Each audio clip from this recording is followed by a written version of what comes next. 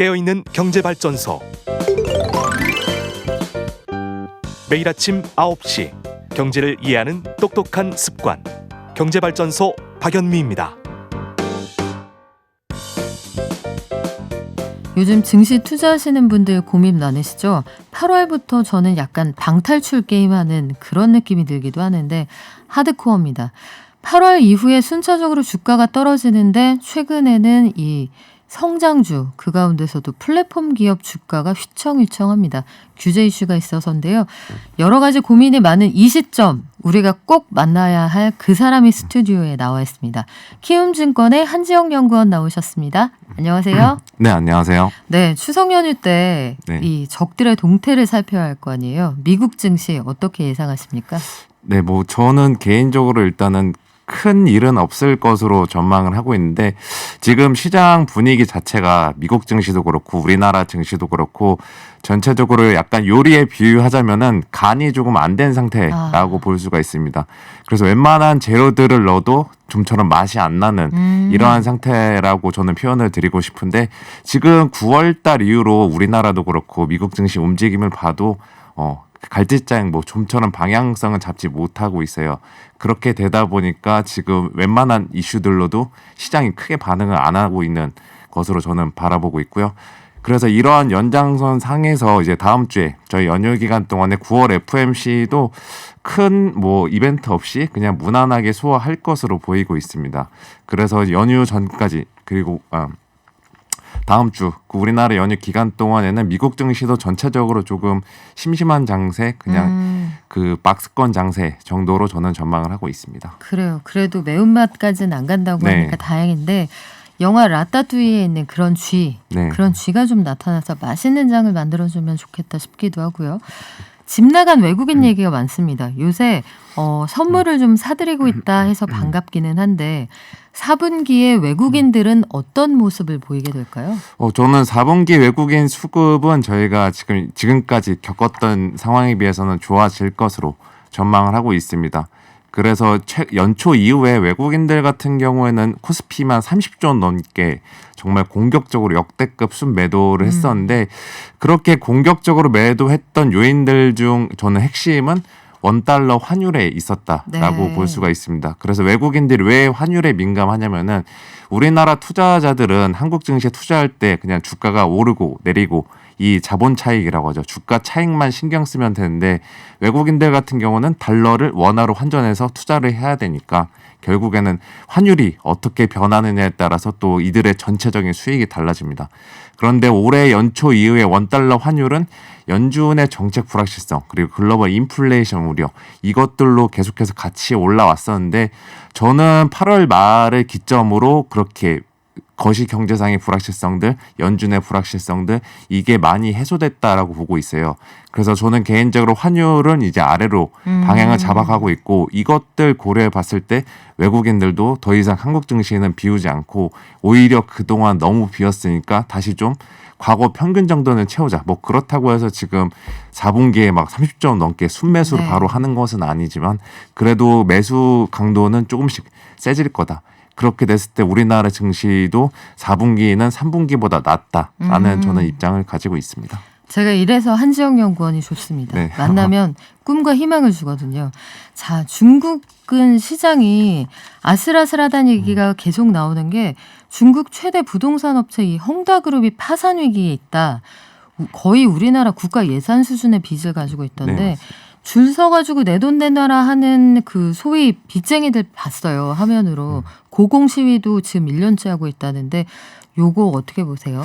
네, 이렇게 뉴스로 접하게 되다 보면은 정말 중국 문제 심각할 수도 있다라는 이야기가 좀 나오는 것은 사실이에요. 그래서 헝다그룹이 갖고 있는 뭐 전체적인 자산이 350조 원이니까 이게 뭐 어마어마한 금액이죠. 그렇죠. 그리고 이거는 중국 GDP의 2% 정도 차지하니까 무시 못할 수준이기는 한데 생각을 해볼 거는 이들이 문제에 처한 것은 사실이지만 이들이 갖고 있는 그 자산의 45%가 이미 담보로 잡혀 있고 그거 담보를 처분하게 되면은 그 담보 가치가 지금 헝다그룹이 갚아야 되는 부채의 130% 100%를 넘게 됩니다. 그러니까 사실상 담보만 팔아도 이들은 채무 그 위기는 어느 정도 해소할 수 있다라고 보고 있고요.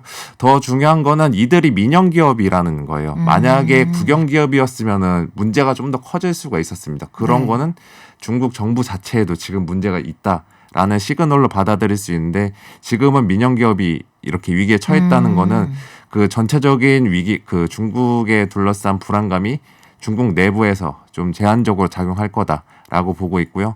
만약에 이게 정말 문제가 되고 뭐 아시아 증시, 우리나라를 포함한 아시아 증시나 글로벌 전반적으로 문제가 되려면은 환율을 봐야 되죠. 그러니까 저희가 환율을 그 나라의 온도계라고 하잖아요. 네. 그러니까 그런데 현재 중국의 위안화 환율 같은 경우는 강세 기조를 유지하고 있습니다. 만약에 이게 문제가 심했으면은 위안화가 급격히 약세로 가가지고 계속해서 약세로 들어가야 되는데 지금은 그런 상황이 아니라는 점을 감안했을 때 이 헝다그룹이 유발할 수 있는 글로벌 뭐 금융시장에 대한 불안감은 제한적으로 작용할 거다라고 저는 전망을 하고 있습니다. 그래요. 저는 그런 생각도 들긴 하더라고요. 이 회사가 내놓은 그런 담보를 사줄 사람이 있을까? 네. 그러니까 전반적으로 그 3대 부동산 그룹이 다 어렵다고 하는데 담보를 내놓으면 누가 인수를 해야 그게 유동화가 될 거 아니에요? 그렇죠. 그 시장에서 인수할 수 있는 능력은 있다고 보시는 거예요? 저는 그렇게 보고 있고요. 그리고 중국 정부가 어떻게 보면은 이들을 그냥 뭐 대마불사라고 하죠. 살려주는 것 말 아니라 그냥 그들이 알아서 해결하게 좀 놔둘 것으로 지금 분위기가 형성이 되고 있거든요.